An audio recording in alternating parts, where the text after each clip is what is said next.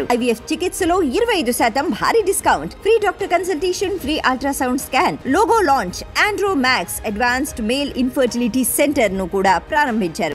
విద్యుత్ బకాయిల సంగతి ఏమంటారు? ఏపీకి తెలంగాణ 7,000 కోట్లు బకాయి ఉందంటే చాలా రోజుల నుంచి కూడా వార్తలు వస్తున్నాయి. వాళ్ళు ఏమనంటున్నారు, వీళ్ళేం కావాలని అడుగుతున్నారు. ఈసారి దీని గురించి ఏమన్నా వచ్చే అవకాశం వస్తాయి? ఖచ్చితంగా అవి కూడా చర్చకు వస్తాయి.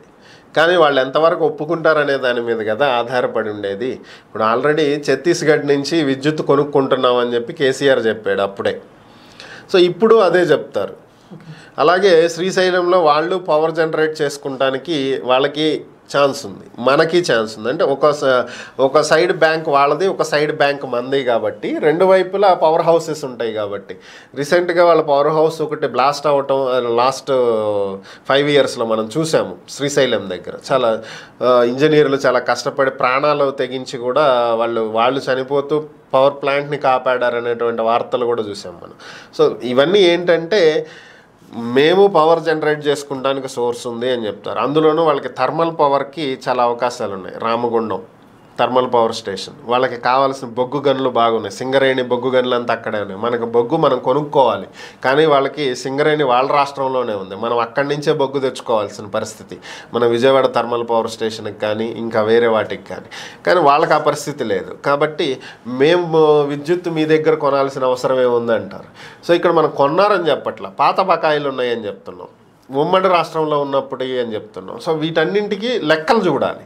జెన్కో ట్రాన్స్కో వాళ్ళు దీంట్లో ఇన్వాల్వ్ కావాలి. సో వాళ్ళు కూడా అసలు వాస్తవాలు ఏంటనేది తెలియాలి. సో వాటికి వాళ్ళు అంగీకరించాలి. సరే ఫైనల్గా 7,000 కోట్లు కాదు, ఫైనల్ మేము ఇప్పుడు అంత ఇవ్వలేము, మా రాష్ట్రం ఇబ్బందుల్లో ఉంది, కానీ ఈ మధ్య మార్గంగా ఒక 6,000 కోట్లు ఇస్తాం, లేకపోతే 5,000 కోట్లు, దానికి వీళ్ళు ఒప్పుకోవాలి కదా.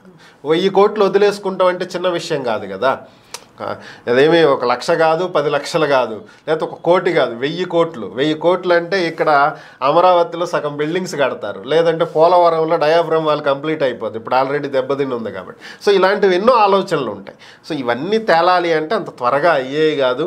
ఏదో ఇంటి దగ్గర కూర్చుని మధ్యలో ఉండే పారీగోడ మీద పంచాయతీలు పెట్టే వ్యవహారాలు కాదు ఇవి. అంత త్వరగా తేలేవి కూడా కాదు. ఇది ఒక భేటీతో అవ్వదు, ఇది ఇంకా సాగిద్ది. ఓకే, జనాభా నిష్పత్తి ప్రకారం ఆస్తులు అప్పులు పంపకాలు అంటున్నారు కదా. ఎవరి లెక్క ప్రకారం కనుక చూసుకుంటే ఎవరికి ఎక్కువగా ఆస్తులు అప్పులు వచ్చే అవకాశం ఉందంటారు? జనాభా లెక్కనే దామాషా పద్ధతిని వెళ్తే పరిస్థితులు వేరేలా ఉంటాయి, కానీ దాని ప్రకారం వెళ్ళరు కదా. సో ఇప్పుడు వాళ్ళు అడిగేదేమో జనాభా లెక్కన పంచమంటారు, మనమేం అడుగుతాము, రెవెన్యూ బేసిస్లో పంచండి అని అడుగుతాం. సో ఎందుకని ఏపీకి రెవెన్యూ ఉందా? లేదు. రెవెన్యూ సోర్స్ అంతా ఎక్కడుంది? తెలంగాణలో ఉంది. 2014లో రాష్ట్రం విడిపోయే టయానికి మిగులు బడ్జెట్లో ఉన్నటువంటి రాష్ట్రం ఏది? తెలంగాణ. అప్పుల్లో కూరుకుపోయి ఉన్న రాష్ట్రం ఏది? ఏపీ. మరి ఏ లెక్కన ఒప్పుకుంటారు?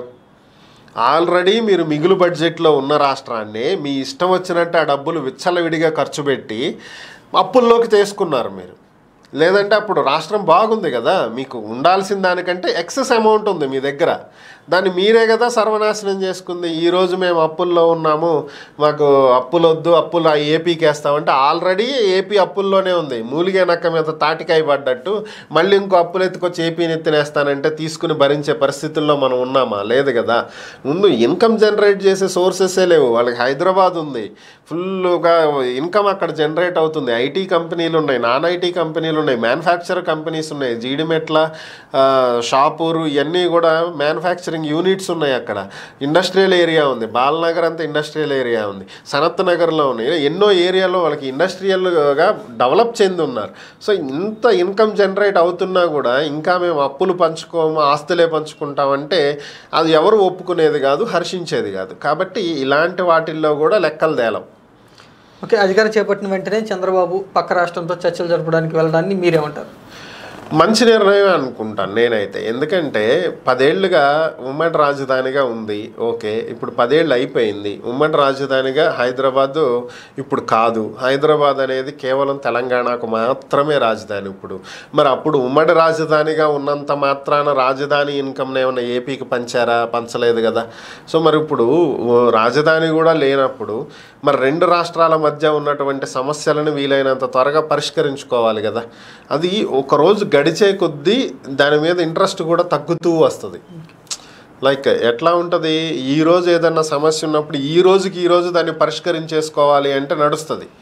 కానీ ఇదే సమస్యని 10 రోజుల తర్వాత మాట్లాడుకుందామంటే ఒకలా ఉంటుంది. ఒక నెల తర్వాత, ఒక సంవత్సరం తర్వాత, ఒక 10 ఏళ్ల తర్వాత దాని మీద ఆటోమేటిక్గా ఆసక్తి తగ్గిపోయింది. ఎందుకంటే అదర్ ప్రయారిటీస్ వస్తాయి కదా, దీనికంటే వేరేది పెద్ద సమస్యగా కనిపిస్తుంది. అరే ఇదేముంది లేరు, ఇంకోసారి పరిష్కరించుకుని, ఎందుకంటే పెద్ద సమస్యలు ఉన్నాయి కదా. సో కాబట్టి ఇప్పుడు ఏంటంటే 10 ఏళ్ళు అయిపోతుంది కాబట్టి ఇప్పుడున్న సమస్యలు ఇప్పుడు పరిష్కరించుకోవాలి. సో ఇప్పుడు ఇరు రాష్ట్రాల మధ్యలో ఉన్నటువంటి సమస్యలు కొన్ని తెంచుకుంటేనే ముందుకు వెళ్ళగలుగుతాం. సో అది మంచి నిర్ణయమే. అందులోనూ అవతలు ఉన్నటువంటి ముఖ్యమంత్రి కూడా సహకరించేటువంటి వ్యక్తి. అలాంటి వాళ్ళు ఉన్నప్పుడే అటో ఇటో కొన్ని పరిష్కారం అయిపోతాయి.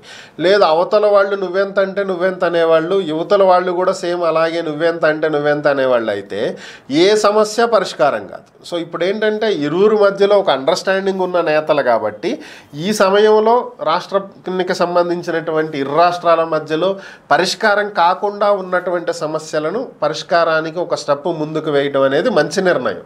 కానీ అందులో ఎన్ని పరిష్కారం అవుతాయి అనేది ఇక్కడ ఇంపార్టెంట్.